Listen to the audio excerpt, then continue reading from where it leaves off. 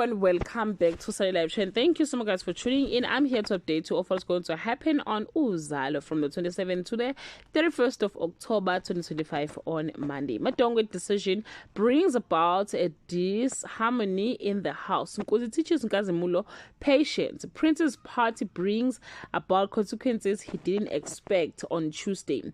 Nkazimulo causes a stir in the at the David's party. Madongwe flaunts her new look at the women's ministry. Prince managed to pacify Screwdriver and Mzwezwe from asking for their investment on Wednesday. Nkunzi and Joanne's secret finds a witness. Madlala wants Madongwe to reveal her secret.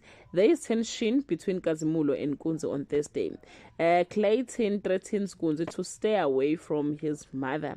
Joanne is overcome with great guilt when Brandon sings her praises for being a loyal wife.